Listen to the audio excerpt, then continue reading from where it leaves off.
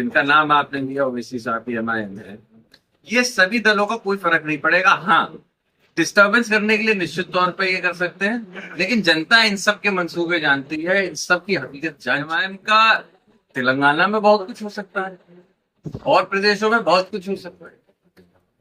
उत्तर प्रदेश के अंदर समाजवादी पार्टी के साथ PDA और हमारे सभी मुसलमान भाई एकजुट होकर खड़े हुए हैं। समाजवादी गठबंधन में लेने का कोई विचार है? उत्तर प्रदेश की जो योगी आदित्यनाथ की सरकार है उसको भी समाजवादी पार्टी सत्ता फारूकी नाम है मेरा और आप देख रहे हैं द पब्लिक व्यू। 2027 में उत्तर प्रदेश में चुनाव होने हैं और इसी पर सारी पार्टियां अपना दमखम लगा रही हैं। अब आना जाना शुरू कर दिया है और अपनी अपनी पार्टी से अपने अपने लोगों पर मिलना शुरू कर दिया है और वोटर्स को अपनी तरफ रिझाना शुरू कर दिया है।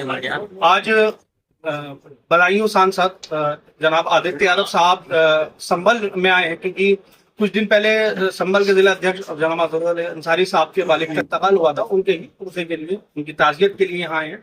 लेकिन इस बीच हमें उनसे इंटरव्यू करने का मौका मिला। 2027 को लेकर हम उनसे बात करेंगे, क्या तैयारियां हैं आगे, किस तरह की रणनीति से चलेंगे। सर स्वागत है आपका हमारे चैनल में। जी आदित्य यादव जी, आगे चुनाव है 2027 में, क्या रणनीति होंगी? लगातार तो बात फेलियर होने के बावजूद भी कोई समीक्षा ऐसी की होगी कि 2 बार ऐसा क्या हुआ तो हम कामयाब नहीं हुए, तीसरी बार उस समीक्षा में ऐसा क्या करेंगे आप? ऐसा क्या तय किया कि 2027 में आप ऊपर जाएगा, आप पे ग्राफ या जीत हासिल करेंगे, सरकार बनाएंगे? पहले तो आज कोई राजनीतिक कार्यक्रम ना होते, संभल के हमारे समाजवादी पार्टी के जिला अध्यक्ष साहब के वालिद साहब का जो इंतकाल हुआ था, और मैं समझता हूँ कि जब से देश आजाद हुआ इनके परिवार में 3 बार छोड़ के इनके परिवार में प्रधानी रही। वालिद साहब लगातार 17 साल तक प्रधानी चलाई और जिला पंचायत में भी रहे, और उसके बाद हटने के बाद भी परिवार में जहाँ बड़े भाई को सौंप दिया उन्होंने, लेकिन लोगों के यहाँ आना जाना और ताल्लुकात हमेशा बने रहे। तो उनके इंतकाल के जब हम लोग को खबर मिली थी, हमारे घर में भी एक अकस्मात मृत हुई थी जिसकी वजह से नहीं हो पाई। तो आज हम उसी को देखते हुए अपने अध्यक्ष जी के साथ इस शो की घड़ी में शामिल होने आए। जहां तक 27 की बात है तो निश्चित तौर पे समाजवादी पार्टी ने जमीनी तौर पे तैयारियां शुरू कर दी। पार्टी इस बार पुरजोर तरीके से उन्हीं लोगों को चुनाव मैदान में उतारने का प्रयास कर रही है जो चुनाव जीते और जनता के बीच में रह के जिन्होंने काम किया। समाजवादी पार्टी के राष्ट्रीय अध्यक्ष आदरणीय अखिलेश यादव जी का नारा, PDA का नारा जो हमने 2024 में लिया था, ये उसी की सफलता थी कि हम लोग देश की 3रे नंबर की सबसे बड़ी पार्टी है और उसी PDA के नारे को हम लोग विधानसभा के चुनाव में लेके जा रहे हैं। और सिर्फ नारे को ही नहीं बल्कि उसको जमीनी स्तर पर विधानसभाओं में एग्जीक्यूट करने का काम भी हम लोग करेंगे। तो जो जनप्रतिनिधि हैं उनको भी राष्ट्रीय अध्यक्ष जी के निर्देशानुसार हम लोग PDA के लोगों को आगे बढ़ाने का प्रयास। तो हम लोगों की तैयारी है। SIR को लेके सभी लोगों ने, मौजूदा विधायकों ने, पूर्व विधायकों ने, जिला कमेटी ने पूरी मेहनत की है। जहां वोट कटे हैं वहां वोटों को, गलत जो कटे हैं उनको भी बचाने का काम किया गया है। और अब आने वाले समय में जो नए वोट बनने होंगे उसकी प्रक्रिया भी हम लोग पूरी तरीके से हम लोग उस पर नजर रखेंगे। तो निश्चित तौर पर चुनाव कांटे का है, लेकिन देश भर में और प्रदेश में मुद्दा सीधे तौर पे जो बढ़ती महंगाई है, बढ़ती बेरोजगारी है, महिलाओं पे उत्पीड़न है और जिस तरीके से पूरे प्रदेश भर के अंदर अधिकारियों की तानाशाही है। वो जनप्रतिनिधि जिसको जनता जिता के भेजती है कि उनके भले के लिए काम करेंगे, आज उन जनप्रतिनिधियों की भी अधिकारी नहीं सुनते, उन जनप्रतिनिधियों को भी कुछ नहीं समझा जाता है और DM SSP ऐसा लगता है जैसे जिले के सर्वे सर्वा वही हो गए। तो ऐसे में सरकार का अंकुश, सरकार का इकबाल खत्म अगर हो जाता है तो फिर पूरी तरीके से जो हमला होता है सरकारी वो निरंकुश हो जाता है और वही हम लोग देख रहे हैं। तो निश्चित तौर पे इस पर लगाम लगाने का प्रयास किया जाएगा और जनता हम लोगों के साथ है। और ऐसा ही नहीं कि जो कोर वोट है उससे हटके भी समाजवादी पार्टी के साथ PDA परिवार जीत। अच्छा सर, क्योंकि मैं बहुत ज्यादा ग्राउंड पर रहता हूँ, ज्यादातर ग्राउंड जी, उसमें अक्सर लोगों का ये कहना भी रहता है, बहुत सारा वीडियो आप देख सकते हैं कि यार अब समाजवादी की सरकार जब से गई, बीजेपी सरकार में हम चैन से सोते हैं, सुकून से सोते हैं। मतलब कहने का सेंस ये होता है लोगों के, गुंडागर्दी जैसी चीजें खत्म हो गई, ये पब्लिक का कहना होता है। जनता के बीच में सबसे पहले आप जाते हैं तो इस चीज को भी नापिए कि जो क्राइम रेट था वो समाजवादी सरकार में कितना था, आज क्राइम रेट कितना है आप खुद देखिए।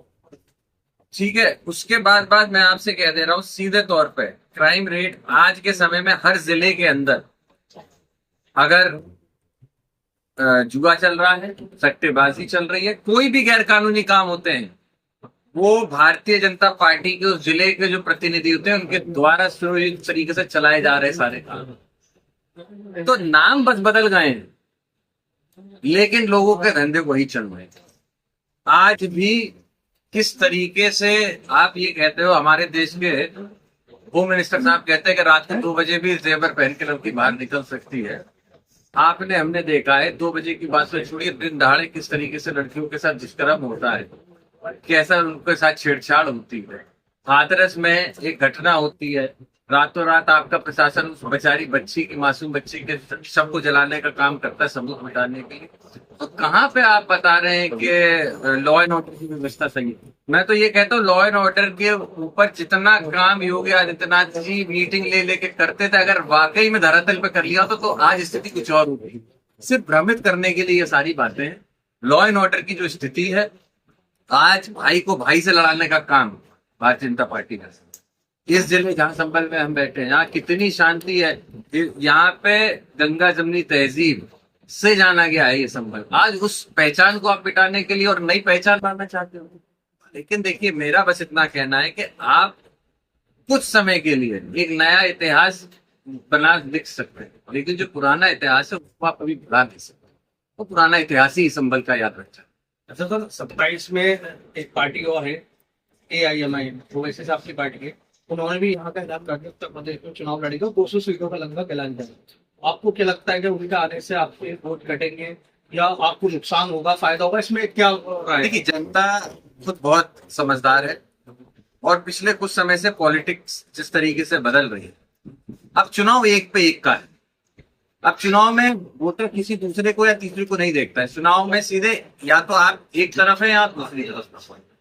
इसीलिए ये जो और दल हैं जिनका नाम आपने लिया, ओवैसी साहब MIM है, ये सभी दलों का कोई फर्क नहीं पड़ेगा। हाँ, डिस्टर्बेंस करने के लिए निश्चित तौर पे ये कर सकते हैं, लेकिन जनता इन सब के मंसूबे जानती है, इन सब की हकीकत जान चुकी है। और उत्तर प्रदेश के अंदर MIM का तेलंगाना में बहुत कुछ हो सकता है और प्रदेशों में बहुत कुछ हो सकता है। उत्तर प्रदेश के अंदर समाजवादी पार्टी के साथ PDA और हमारे सब मुसलमान भाई एकजुट होकर खड़े हुए हैं समाजवादी पार्टी के साथ और इंडिया गठबंधन के साथ। और मेरा मानना है कि पूरी मजबूती के साथ खड़े रहेंगे, चाहे कोई भी आ जाए, सब कोई फर्क। उनको गठबंधन में लेने का कोई विचार है? अभी तो ऐसी कोई बात नहीं है, लेकिन अगर गठबंधन होगा भी तो मैं समझता हूँ ये हमारे जो बड़े नेता हैं, आदरणीय अखिलेश यादव जी, हमारे शीर्ष नेतृत्व है, ये उनको तय करने पे हम लोग छोड़ेंगे कि किसके साथ गठबंधन करना है, नहीं करना है। और पूर्व में भी आपने देखा है, सभी सोशल इंजीनियरिंग को हमारे नेता ने अपना के देखा हुआ है। तो एक कहावत होती है कि दूध का जला छाछ में दुखित होता है। तो हम लोगों ने सारी सोशल इंजीनियरिंग ट्राई की है। इस 27 के चुनाव में हम कहीं भी नहीं चाहते कि जनता के हित के लिए कहीं पे भी हम डिविएट करें अपने उद्देश्य को। हम लोग सीधा, हम लोग का लक्ष्य इस बार 27 का। अच्छा, एक सवाल ये भी कि चुनाव आएंगे तो टिकट के लिए भी लोग दावे करेंगे और ये बहुत सोच समझ से फैसला होता है। आपके क्या माना टिकट की दावेदारी कर रहे हैं, उसे क्या चाहिए होगा? तो इसके बदले भी ठीक है आपने? हम लोग की कोई मांग नहीं, लेकिन जो जनता की हम लोग मांग सुनते हैं उसमें सीधे तौर पे विधानसभा के अंदर एक पहचान होनी चाहिए, काम किया होना, कर्मठशील होना चाहिए, साफ सुथरी इमेज होनी चाहिए। और उसके साथ साथ सबसे बड़ी बात ये होती है कि जनता की मजबूती के साथ विधानसभा या अधिकारी या वो सभी लोग जो कहीं ना कहीं गरीबों की और पिछड़ों की आवाज को दबाने का काम करते हैं, उनकी जो आवाज उठाए उसको आगे करने का हम लोग भी काम करेंगे और उन्हीं को आगे बढ़ाने। 2027 में ये हाइपोथेटिकल करें, ये लॉजिकल, आप इस कितनी सीटें ला रहे हैं? देखिए अभी बहुत जल्दी होगी कितनी सीटें लाना, और हम लोग कोई अभी ओवर कॉन्फिडेंस में नहीं रहना चाहते। धरातल पे हम लोग हैं, कितनी सीट आएंगी नहीं आएंगी इसका नहीं पता, लेकिन इतना मैं आपको कह दे रहा हूँ 24 में आदरणीय अखिलेश यादव जी और इसी समाजवादी पार्टी ने प्रधानमंत्री मोदी को प्रचंड बहुमत लाने से रोका था, और इस बार उत्तर प्रदेश की जो योगी आदित्यनाथ की सरकार है उसको भी समाजवादी पार्टी 27 में। मेरे साथ मौजूद थे अक्षय यादव जी, इन्होंने 2027 में सरकार बनाने के दावा किया। हमारी कैसे कमेंट सेक्शन में बताइए, तो पब्लिक देख रही है।